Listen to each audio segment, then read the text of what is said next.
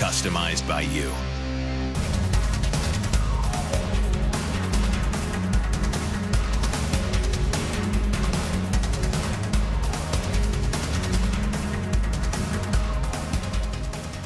As the Fed showed signs of recovery, as the economy showed signs of recovery and the Fed ended its mortgage purchase program, many predicted that mortgage rates would begin to rise.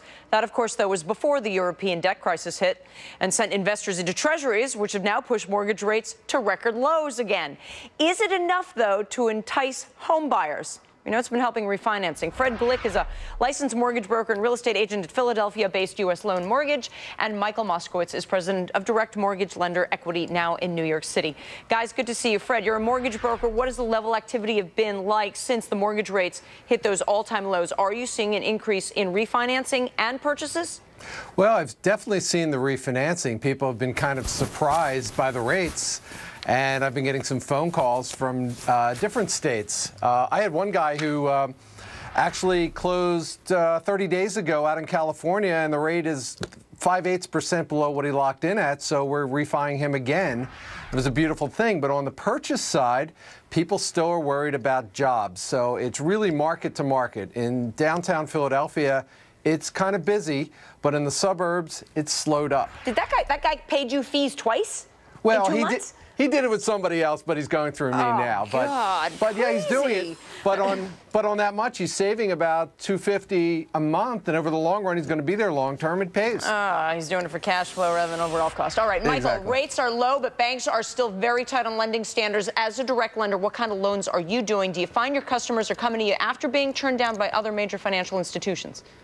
Yes, we do. We find that some of the major banks have minimum credit scores of 660 or above, and our credit scores are as low as 620. And by the way, 6 months ago, the credit scores that you can qualify for a loan were 580, both for Fannie, Freddie, and FHA. So you definitely see a tightening in the credit environment.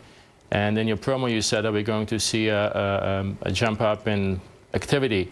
I don't think so. I see credit conditions tightening, and let me clarify that. So a few months ago, you said somebody could go to Fannie and Freddie with a 580 credit score and get a loan. Now they've got to have, what did you say, 660? 620. 620. So it's okay. Many major banks have their own self-imposed limit of 660.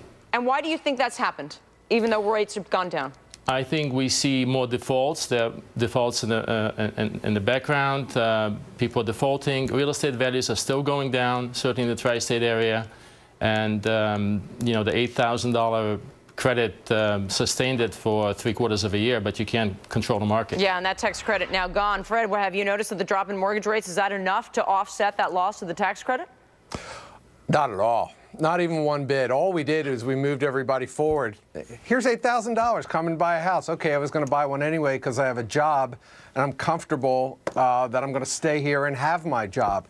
That's all it's about. The $8,000, I had said many times, should have been a repayable one, not just free money.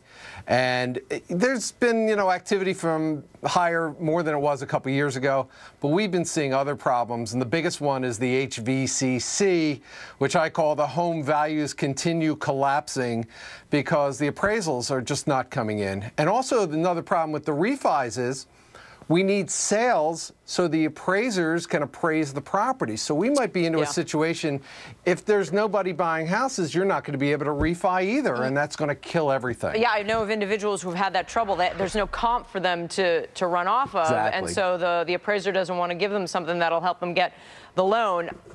Michael, how long do you think rates are going to stay low? I personally think they'll stay low for a while. I think it all has to do with Europe, and I think Europe is over-leveraged, like most consumers in the U.S. And I think we're in for the 10 years that Japan had of low rates and a difficult environment. Oh, God. And Fred, did you just agree with him? Absolutely. There is no reason to raise rates. We're not in a booming economy. We have to slow it down.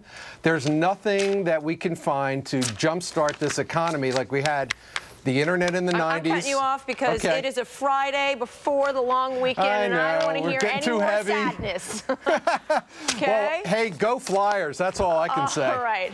Michael, you have a great weekend. Fred, you have a great weekend Michelle. as well. Thank you, all right, Michelle. American